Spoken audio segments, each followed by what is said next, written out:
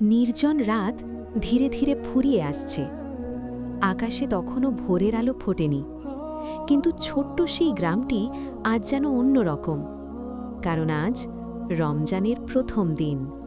গ্রামের প্রায় প্রতিটি ঘরেই আলো জ্বলছে, চুলায় হাঁড়ি বসেছে।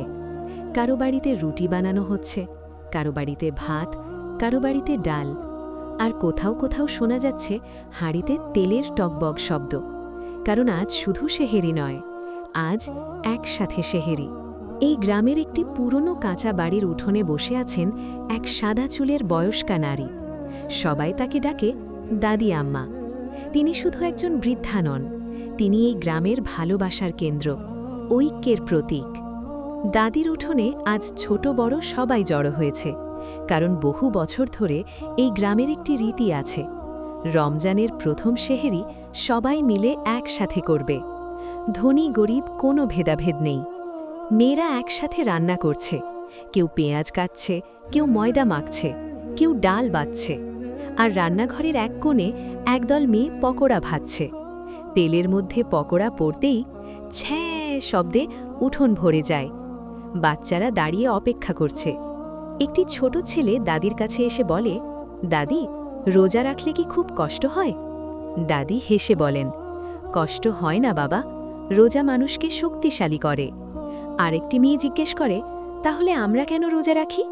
দাদি একটু আকাশের দিকে তাকিয়ে বলেন, রোজা শুধু না খেয়ে থাকা নয়, রোজা হলো মনকে পরিষ্কার করার শিক্ষা। দাদি শিশুদের বোঝাতে শুরু করেন, যখন তুমি ক্ষুধার্ত থাকো তখন তুমি গরিব মানুষের কষ্ট বুঝতে পারো। যখন তুমি পানি খেতে পারো না তখন তুমি আল্লাহর দেওয়া প্রতিটি নিয়ামতের মূল্য বোঝো। সেহেরির সময় হয়ে আসে, সবাই একসাথে বসে। একটি বড় দস্তরখানে সাজানো রুটি, ভাত, ডাল, ডিম, পকোড়া আর খেজুর। কেউ কারো চেয়ে বড় নয়, সবাই সমান।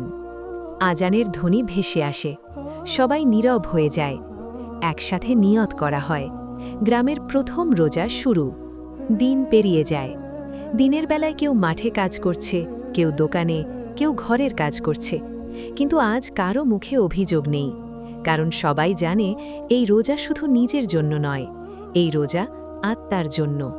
বিকেলের দিকে আবার দাদির উঠোনে জড়ো হয় সবাই। আজ ইফতারের প্রস্তুতি। মেয়েরা আবার রান্নায় ব্যস্ত। পকোড়া, চানা, শরবত, খেজুর, সবাই কিছু না কিছু নিয়ে এসেছে। দাদি এবার যুবকদের বলেন, রমজান আমাদের এক হতে শেখায়। যে অন্যকে খাওয়ায় সে নিজেও বরকত পায়। মসজিদে সবাই একত্র হয়। আজানের আগে নীরবতা, শুধু দুয়া। দাদির চোখ ভিজে যায়। তিনি হাত তুলে বলেন, হে আল্লাহ, আমাদের এই গ্রামের ভালোবাসা যেন কখনো শেষ না হয়। মাগরিবের আজান, সবাই একসাথে ইফতার করে। হাসি, ভালোবাসা আর তৃপ্তির অনুভূতি। তারাবির নামাজ শেষে গ্রামের আকাশে শান্তি নেমে আসে। আজকের দিনটি যেন শুধু একটি রোজা নয়, একটি শিক্ষা।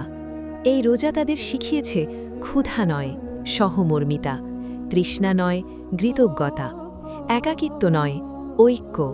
কারণ রোজা শুধু না খাওয়ার নাম নয়, রোজা হলো ভালোবাসা শেখার মাস।